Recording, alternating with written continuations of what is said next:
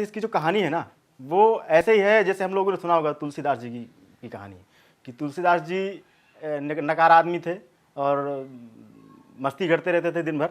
तो जब एक बार वो अपनी बीवी से मिलने ससुराल पहुंच जाते हैं, उनकी बीवी उनको लताड़ती है कि तुम अगर जितना ध्यान तुम मेरे ऊपर लगाते हो, उतना ध्यान अगर तुमने ईश्वर पर लगाया होता तो तुमको भगवान मिल जाते।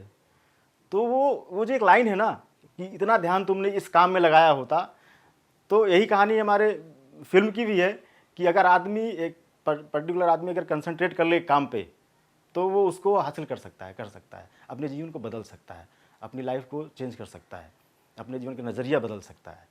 तो इसमें जो फिल्म का जो मेन पात्र है राज, उसकी वाइफ उसको कैसे लताड़ती है, जो उसका आलसीपन कह ले, जो हम लाइफ में हर किसी के पास होता है कि हम कभी भी मतलब सर हर चीज़ कैजुअल लेते हैं लाइफ में।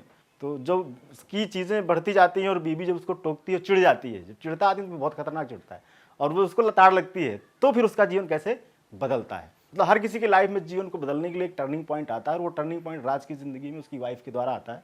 भले ही जैसे भी आया हो, लेकिन आया, और उसकी लाइफ कैसे चेंज होती, कैसे बदलती है, और कैसे वो लाइफ में अपने आप को जानता है, अपने आप को जानना शुरू करते हैं। वो एक लेसन पब्लिक को, दर्शकों को मिलेगा सीखने को, कि हम कैसे अपने आप को बदलें, और बदलने पे हमें क्या मिलता है, क्या अनुभव मिलते हैं।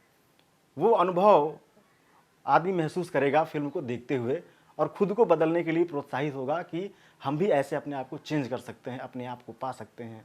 लाइफ है क्या बेसिकली, जो हम जी रहे हैं वो है, जो हम नहीं जी रहे हैं वो है।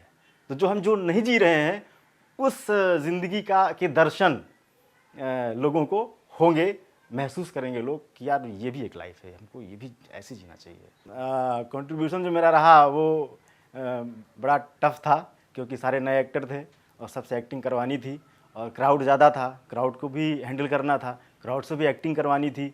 तो मैं एक्टिंग पीछे करता रहता था और उनको बताता रहता कि ऐसे करो, अभी ऐसे इधर कर लो, ऐसे इधर करो। तो चूँकि डायरेक्टर साहब खुद एक्टिंग कर रहे थे, तो वो भी कैमरे के सामने थे, कैमरे के पीछे मैं ही था, एक्शन कट मुझे ही बोलना था। आर्यन बेसिकली कहा जाए तो बहुत पेशेंस है उसके अंदर, डायरेक्टर के अंदर बहुत पेशेंस है, और आर्यन जी ने जो है बहुत पेशेंस के साथ काम किया, क्योंकि एक्टिंग भी वो पहली बार कर रहे थे। तो उनको जो आदमी जो भी उनको जो बोलता था, कोई दूसरा भी कुछ भी बोलता था, तो उसको सीखने के लिए लालायित रहते थे कि यार ये सही बता रहा है, ये भी सीख लेते हैं। दूसरों को बताता है हाँ ये भी सही बता रहा है, ये भी सीख लेते हैं। तो एक तो एक्टिंग भी सीखना, साथ में चीज़ें मैनेज भी करनी है कि कौन सा शॉट कब लेना, कैसे लेना है, वो भी डायरेक्शन का पॉइंट ऑफ व्यू चल रहा है।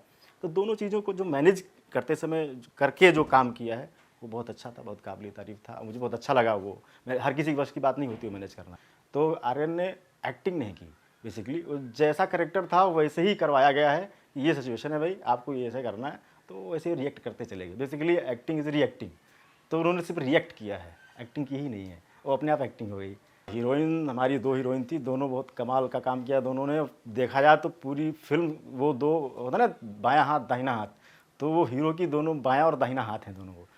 वो दोनों के मतलब अगर वो देखा जाए तो लगेगा फिल्म देखते समय कि यार ये दो हीरोइंस जो हैं फिल्म को खींचती चली जा रही हैं, और आर्यन साहब भागते चले जा रहे हैं पीछे, है ना, मैराथन दौड़ रहे हैं और वो दौड़ा रही हैं दोनों। एक ने दौड़ने के लिए प्रेरित किया और दूसरे ने उसको आगे बढ़ाया और आगे भागो। तो हीरोइंस का बहुत अच्छा काम है, और दोनों एनर्जेटिक है बहुत। दो लाइनें हैं कि कठिनाइयों को पार करके मंजिल वही पाते हैं जिनमें दम होता है, कठिनाइयों को पार करके मंजिल वही पाते हैं जिनमें दम होता है, जीती हुई बाजी वो हार जाते हैं जिनमें हौसला कम होता है। तो बेसिकली हौसले की उड़ान थी, और आर्यन जी में हौसला था, तो निश्चित तौर पे वो सभी में हौसला था, जितने हमारी टीम थी सब में हौसला है, और उस हौसले के दम पे वो जो हमारी बाजी है उसको हम जीतेंगे।